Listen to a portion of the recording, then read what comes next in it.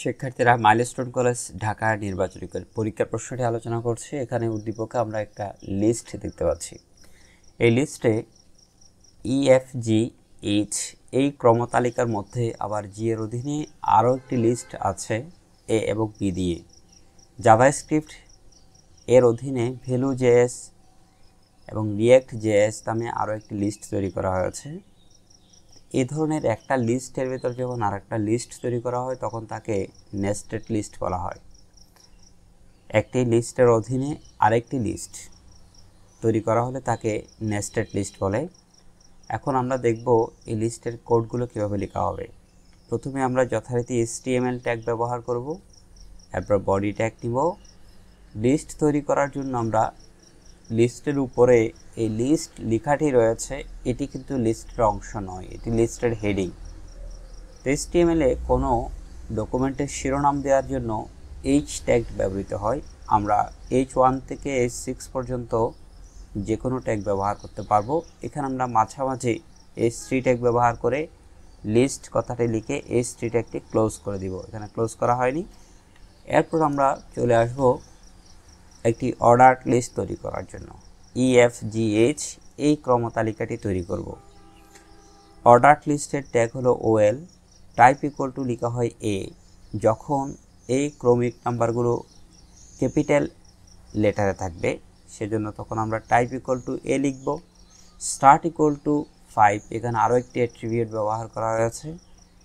Start equal to 5 দ্বারা বোঝায় এই অ্যালফাবেটিক তালিকা কোন লেটার থেকে স্টার্ট হবে।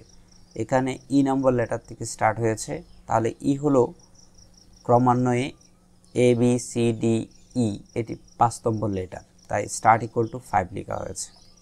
এবার যথারীতি আমরা LI ট্যাগ ব্যবহার করে লিস্ট আইটেমগুলোকে লিখব। প্রথম LI ট্যাগ লিস্ট আইটেম, প্রথম আইটেমটি HTML, সেটি আমরা ক্লোজ করে দিয়েছি।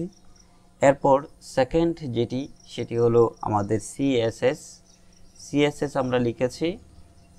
CSS লেখার পর আমরা 3 নম্বর যে আইটেম সেটি হলো জাভাস্ক্রিপ্ট, এটি আমরা LI ট্যাগের অধীনে লিখেছি।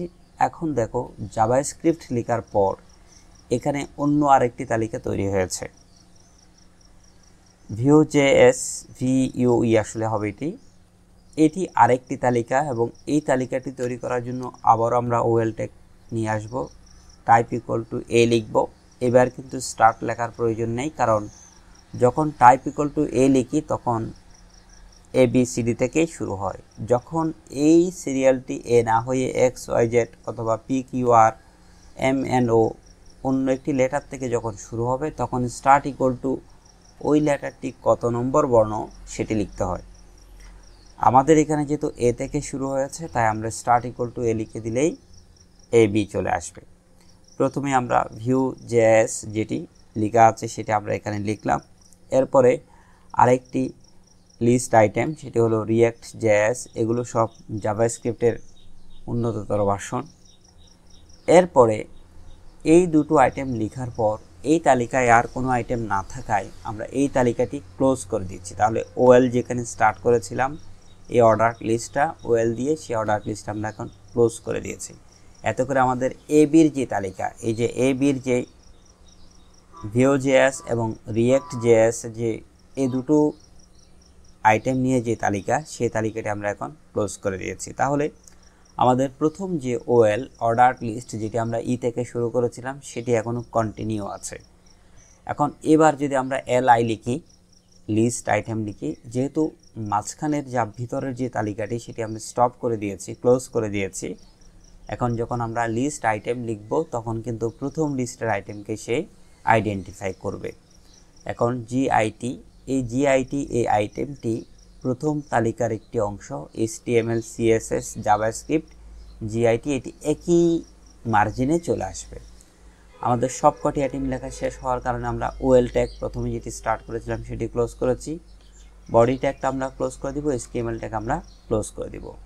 এ ছিল আমাদের এই তালিকার জন্য যে HTML কোডিং, সেটি তোমাদেরকে আমি যদি HTML উইন্ডোতে এই কোডগুলো যেখানে লেখা হয় সেখানে নিয়ে যায় তখন তোমরা দেখতে পাবে এই জায়গায় আমরা এখানে বডি ট্যাগের ভিতর একটি attribute busy colour equal to orange লিখেছি, এটি দরকার নেই আমাদের।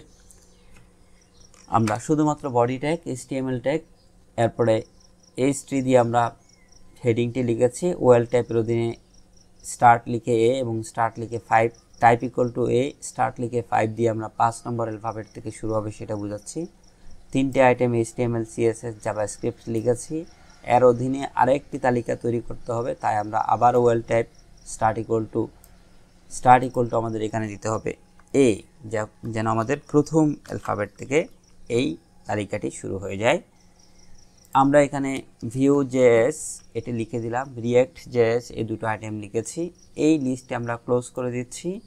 সবশেষে আমরা আবার প্রথম লিস্টের একটি আইটেম সেটি GIT লিখলাম, বডি ক্লোজ HTML ক্লোজ করেছি। এখন আমরা এই কোডিংটি যদি আমরা রান করি তখন আমরা দেখতে পাবো এই যে লিস্ট, HTML, CSS, জাভাস্ক্রিপ্টের অধীনে Vue.js, React.js এবং এই দুটো তালিকা মাঝখানের ভিতরে যে তালিকাটি সেটি ক্লোজ হয়ে গিয়েছে এবং শেষে আবার প্রথম তালিকার একটি আইটেম GIT সেটি চলে আসছে।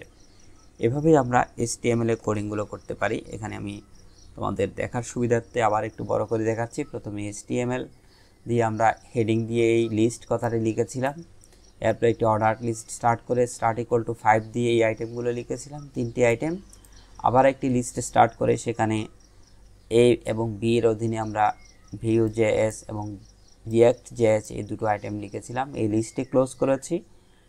আবার যখন li ট্যাগ লিখেছি তখন প্রথম লিস্টের আইটেম হিসেবে GIT কে আমরা পেয়েছি। এভাবে আমরা এই লিস্টটি ক্লোজ করলাম।